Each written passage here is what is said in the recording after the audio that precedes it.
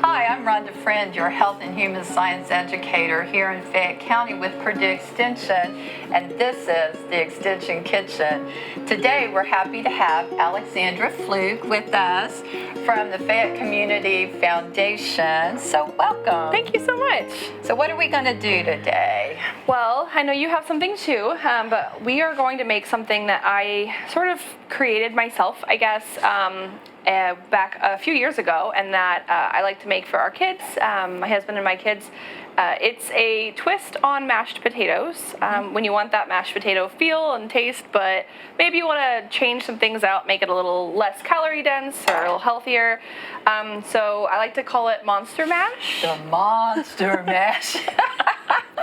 I'm going to do the mash. I don't remember how that goes. Like, I don't know. You'll hear it in October. The Monster Mash. Yeah, and I call it that because it turns a bit green because it's not just potatoes, but we also have broccoli. We kind of have it started. Yeah, it's getting going there. Yeah. So. Hoping it comes up to boil pretty soon. Yeah. So what do we do to get started making Monster Mash?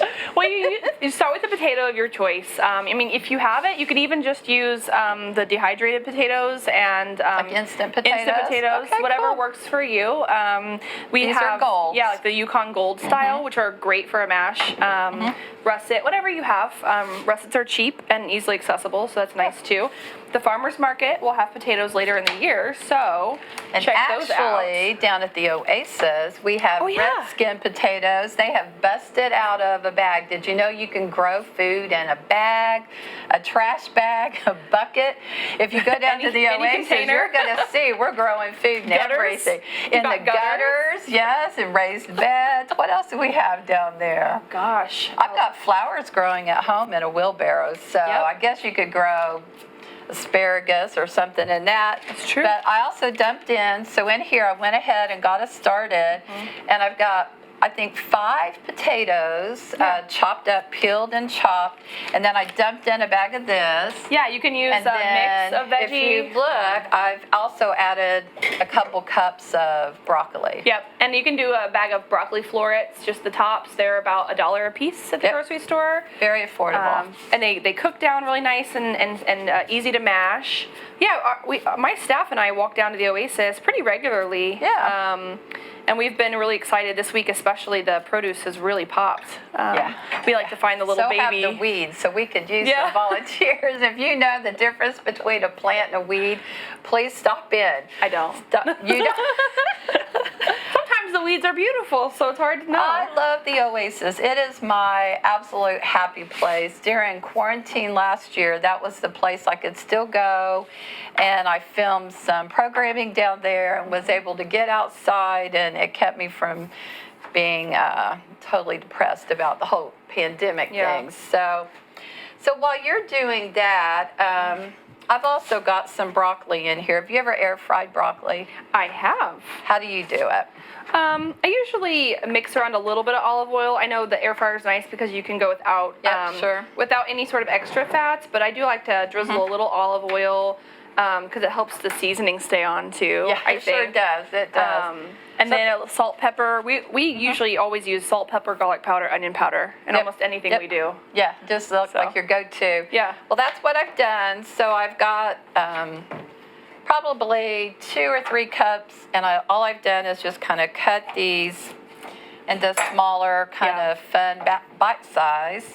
And I'm just going to drizzle a little bit of olive oil. And in here, I've got some salt, some pepper, some garlic powder, and you said you do a little bit of onion powder? Yeah. So I'll give that a try, too. That sounds pretty good. That's our sort of top 4 must-haves and everything.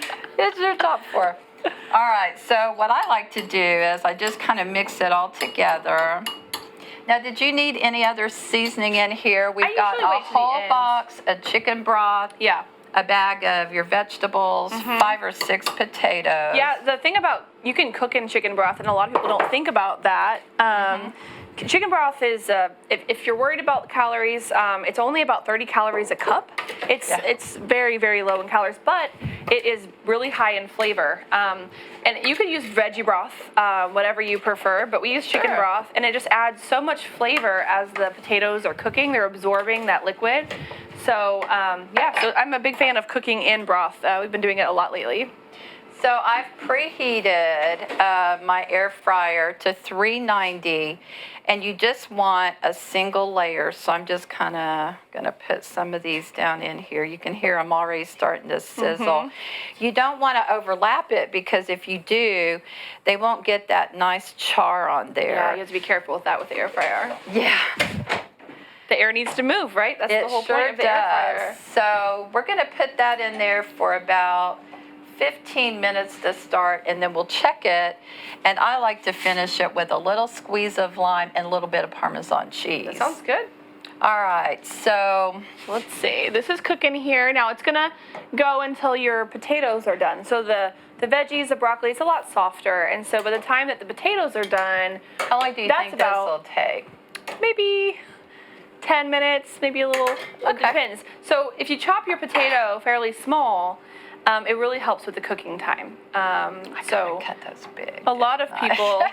Well, I sort of just started cutting here, and I got a little smaller than I usually. I would probably cut larger than this if I wasn't on camera. But I would say, a good chop of your potato helps, because you can certainly boil them whole, but it does take a lot longer. So sure does. Yeah. Now, don't you think potatoes get a bad rap? I think so. Yeah. You need carbs in your life, right? You need some of that. So they do have carbs, but they actually have quite a lot of nutrients. And if you like keeping the skin on your potatoes, there's even more nutrients. I did read that half of the fiber is in the skin. Fiber is that's what's the great best for you. part. Yeah. So my maybe husband we and I should have left it on. We argue a lot. He likes Let's just throw that in there. My husband is a monster mash. fan of the chunky sort of peel on the potato, and I like a nice smooth whipped potato a lot of times. So it's a constant battle in our house. Yeah. Do you usually win? I do usually win. I usually cook. Oh, he's a great cook, so I did teach him everything he knows. Yeah. Oh, okay. Tell us a little bit about your job. You are kind of recently appointed director of the foundation here. Yeah, I joined the foundation in November of last year. So I'm the executive director now, and we are located right downtown on Central Avenue between 5th and 6th Street, and we are a philanthropic organization. Our whole goal as a community foundation is to connect donors and philanthropists and everyday people who want to give back to their community with the needs that exist in the community. So we do that through scholarships, which a lot of people know us for. Also for kids. Yeah, for students who are going to go to college or technical school. How do people apply for those? So if you are a high school student, you want to make sure that you. Yeah, me neither. Make sure that you're keeping aware of all the messaging that you'll be hearing your senior year. Talk to your guidance counselors, because it's about, it's early in the spring semester. You'll get notification that our application is ready to go. And so you just do one application for us. We have one and done. Yeah, we give out about a little over 40 scholarships a year. And so you do one application, and then based on what you are eligible for, a scholarship might require you to be a 10-year 4-H'er or have gone to a certain school or church. And so many are just general scholarships. And so you just apply, and we will you get scored, and we give out the scholarship. So people know we do that a little more in the community, but we also do grant making, and that is where we can make a big impact here in Fayette County. People don't often know with community foundations, we're geographically bound. So what that means, fancy way of saying, is we're here to support Fayette County, and really only Fayette County. So when donors or people in the community want to help out what's going on, and they give to us, it helps us be able to give back to the community through grants to 501c3 charitable entities, nonprofits. That includes the nonprofits such as Discover Connersville or Fayette County Community Voices, Hope Center, all the different entities that are in this area, but also schools and churches and things that are places that are doing all these really great charitable works. So. And we actually work together on a couple projects. If you've been down to the Oasis, there's now a very beautiful butterfly. And our hope is to have 7 or 8 of those, not butterflies, but different works of art, different murals. So it'll be like a garden gallery that people here in Fayette County and others can enjoy. It's beautiful. We already snuck down there and took photos. Yeah, I saw that. So you owe me. So we need to go down there and right. Get my picture in front of that. Beautiful. It's too cute. They did such a great job. But the foundation funded the materials that we needed to put the murals up. So when it's all done, that entire wall will be like a gallery of different murals. And I cannot wait. Yeah, we have wonderful volunteers helping to paint those. And we also did outdoor classroom together, and so we bought materials and actually developing a children's garden. We've been tossing around a name, so what do you think about Oasis Little Sprouts? I love it. You do, so it'll be the Little Sprouts Garden, and I love that. We are working on having a live teepee. The kids came down, I think we had about 8 kids, and we planted asparagus beans in buckets that were donated by Tractor Supply, so thank you for that. And we bought the seeds and mushroom mulch and stuff for the outdoor classroom from funds with the foundation, collaboration with Discover Connorsville and Extension. That's the stuff I like, that collaborative piece. It's great. It's fun. And we've supported the Oasis early on as a foundation, helping with some of the initial funding for that. Community beautification, community collaboration, those are all the kinds of things that we encourage and we support because when we work together, we're better together. It's just, That's exactly right. We say that here at the foundation, but it's just true. So I'm just checking on this real quick because it's starting to boil. Yay, it's boiling. So I'll check a potato Let's here. See if the camera can catch it. You see that? Oh, you think that's enough green? Yes. Look Where's at our that big bright. spoon? Can I use this one? Yeah, sure. It'll just add a little seasoning. Yeah, it's all right. We'll have that later. Garlic. Yeah, I can still feel it's a little hard, but if you're newer to cooking some of these things, you just take a fork and just start poking that potato. The potato is going to be the hardest thing to cook, or the longest thing to cook. And once you can easily push that fork right into the potato, you know it's done. It kind of comes out clean. It's good to go. Yeah. So I can tell just from the feel of it, they're still a little hard, so we're going to keep it going. Okay, so probably 5 or 10 more minutes on that. So the outdoor classroom, for those of you that don't know, it is outdoor ed, and we've been targeting kind of families and preschoolers, actually. Older kids can come, but we also work together on the dialogic reading program. Yes. And that's in collaboration with the Fayette County Library, and there'll be kits available to check out with all different kinds of themes. So this year, with the funding that we got from the foundation, we are putting together the kits.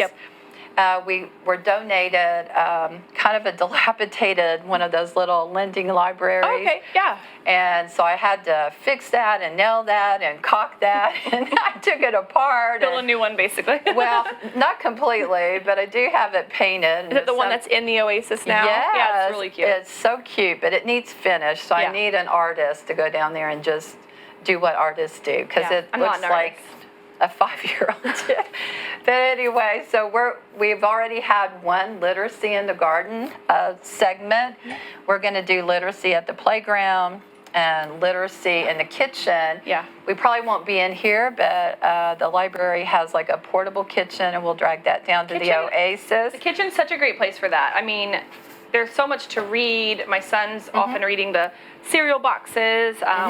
It's a great place for math, right? All the different measurements and stuff. So we're constantly talking about reading and math. So dialogic reading isn't about line by line, right? So it's not so much focused on the words, but about the meaning and the story.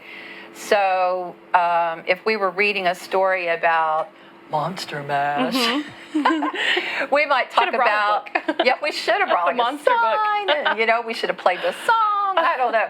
That we would be asking kids, if we were just reading the recipe, we would be asking kids about, why is it called Monster Mash? Right. And what color do you think how do you think it's going to taste? Yeah. So I hope it tastes yummy. It's a fun engagement. We do that, with I have a 6-year-old son and a 2-year-old son, 2.5, and with my 6-year-old, we've been, reading to him, of course, his whole life, and we would start to engage with him before we turned the page, especially a story he might have read before, so he's kind of remembering and asking, okay, what's going to happen next, or how would you feel if this happened to you? That's dialogic reading. And I noticed a few weeks ago, he was in the playroom with his brother, And I was just sitting in the living room right near it, and he was reading a story to him, and I started hearing him say, "Okay, Henry, so what do you think's going to happen next?" Or so he was doing dialogue. That's at awesome. 6, and I thought, oh, Rhonda would love this. I do love that. That's wonderful. I would love for all kids to be reading at first grade level when they are in first grade. Wouldn't that be wonderful? It would be. Do you think parents are intimidated by this whole, you need to read 1,000 books with your kids by kindergarten? I can imagine. I mean, I would be. I have been. The idea of counting. You made it though, right? We never counted, and I think most people don't, and maybe that's why it can be kind of intimidating. Almost like when you go in and they say, "Are they speaking 50 words?" and you're like, you think, "Well, I never really thought to stop and count." I've met your son. He does speak 50 words. Yes, but I think it probably is a little intimidating, and so I think the dialogic reading. The thing I liked about that proposal when it came to the foundation is, we're talking about this as a whole family or a whole community approach to literacy, because anybody can engage in a conversation around a story. Anyone, a sibling. My 6-year-old is doing it with my 2.5-year-old. And that's amazing. And that's I do like that. I know. Like that and we talked about this before too. As siblings are a great asset to helping younger siblings learn. So, when it comes to the foundation and supporting this, we support education and all of this, and it was a really cool idea. So, and it's a great example too of organizations in the community working together. So the library being a key partner on this is key, which is awesome. I'm just going to check this again because it's boiling. Boiling. If you get a potato chunk out, I'll stab it. Okay, stab one. Stab it. All right. Ouch.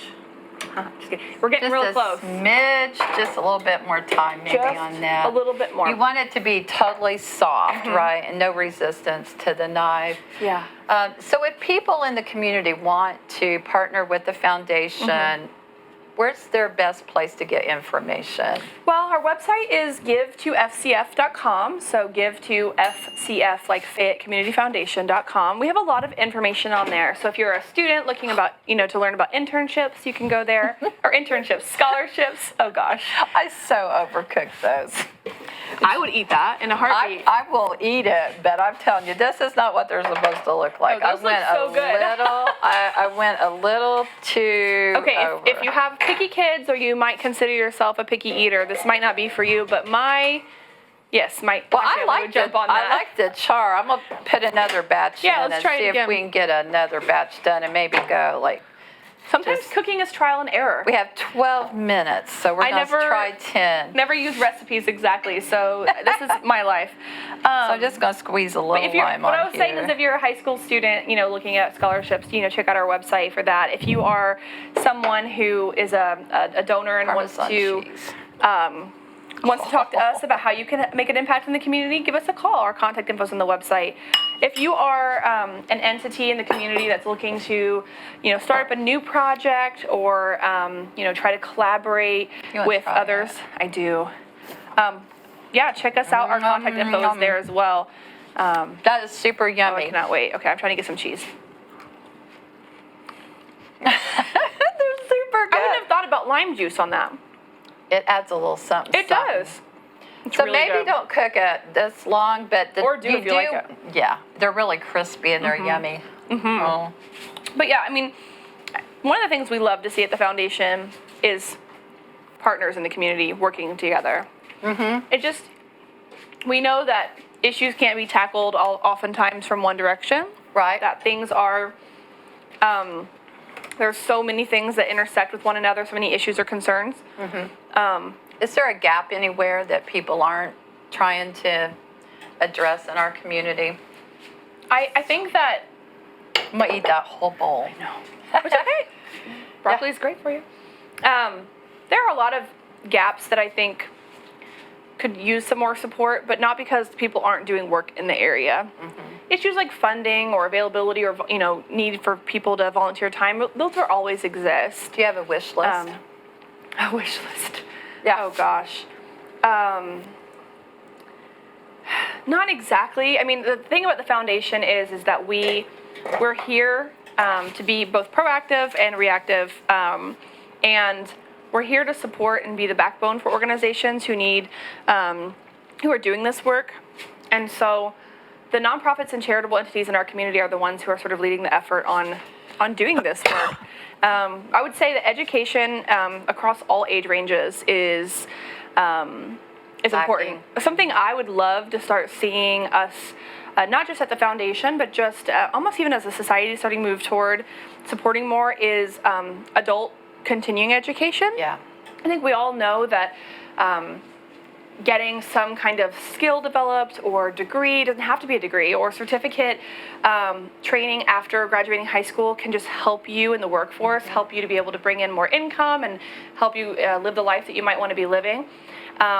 But it is a lot harder sometimes to go back and do that, if you don't go directly out of high school. And there's all kinds of scholarships. Yeah, because you disconnect from that education process, and maybe you've had a family. Maybe have a family, have kids, start working because you need to be able to pay bills, but you don't have a lot of time. And I think we know this. My background is in higher ed.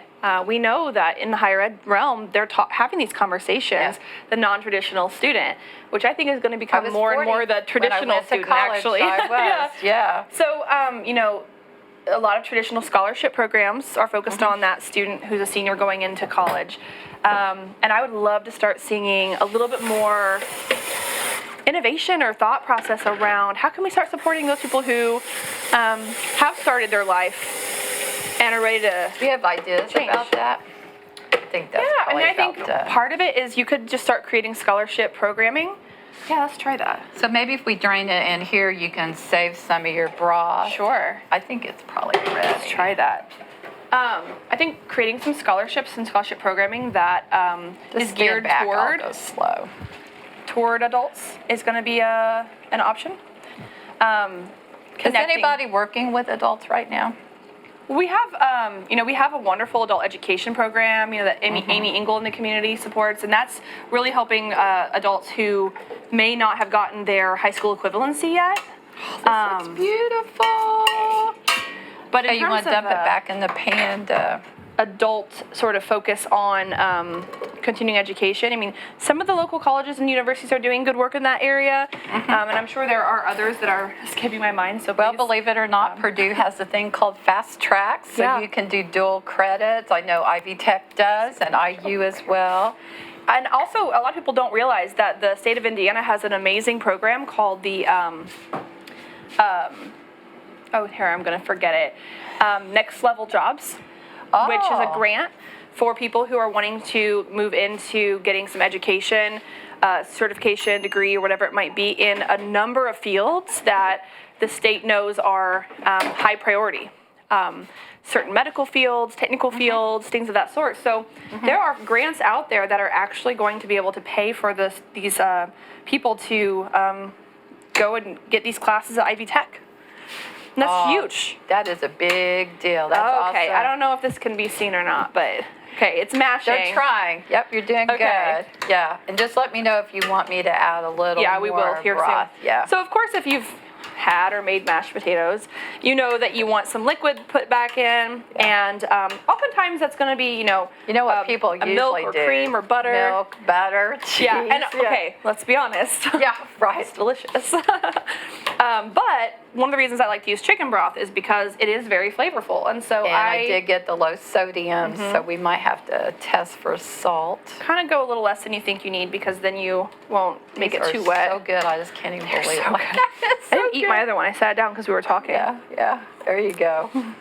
So you're just going to mash that all up. Look how green it's getting. I know. I see why you called it monster mash. I think it's a fun thing you can do with your kids. Have your children pick a color and focus an entire meal around that color.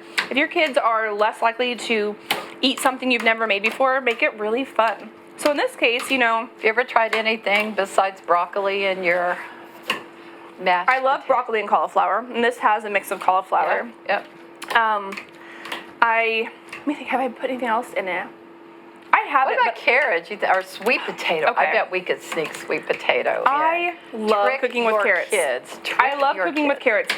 I make Instant Pot spaghetti, and I will pour an entire bag. It's delicious, I promise you. We'll have to do it next time. I pour an entire bag, or almost an entire bag, of shredded carrots into the pot before it cooks. And because they already start out so small, they cook down to the point where they're almost just mush. imperceptible. Can you see The kids them? my husband never didn't catch it. He told me the next time putting the carrots in, he said, "What are you doing?" And I said, I put it in last time. Yeah, you you were didn't even fine know. with it last time. If you were really looking, but between the sauce and we use, ground beef, you can't tell. Okay. Those are gorgeous. So mash it until Yep. you feel like it's done. Yeah. And then everybody seasons things differently. So chicken broth usually has a little bit of salt in it. This is low sodium, so it's not going to be so much. Parmesan cheese, which we're going to add, is going to have a little bit as well. And then we're going to do a taste test, and we've got like 4 minutes. Yes. So, Okay. 4 minutes. So I like to use garlic powder and onion powder. So Just a taste. whatever you like. We like garlic, so we usually go probably overboard for some people. Onion powder, but whatever you like. This might be. Oh, there was something. Okay. Well, it's going to be very oniony. Hope you like onion, Rhonda. I like onions. And then the cheese. Again, whatever you prefer. The Shredded Parmesan. tends to be pretty Yep. salty too, so but this is nice too because it adds a little bit of that nuttiness. It kind of gives some of that dairy feel, but of course you can omit if you don't want, if you don't like And it, just leave it mush out. it all in. And I'm gonna make it a tad bit wetter. And then I think we'll be really close. And then I bet we could reuse this broth in a soup or something. Absolutely. Just put it in a jar in your refrigerator and use it in a soup next time. Yep, okay. It's getting a little bit cheesy. Oh, that looks pretty fabulous. Okay.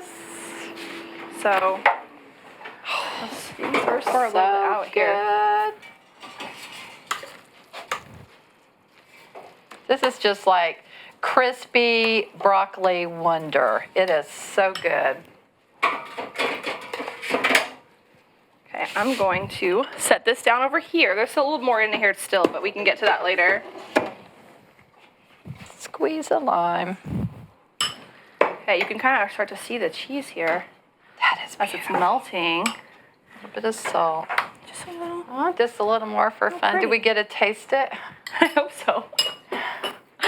Okay, All right. you got yourself a spoon? I do. I can't wait. Okay. All right, so we've got monster mash. We did the mash. we did the, and we've got air fried broccoli that is Yes. amazing good. If you haven't tried it, try it.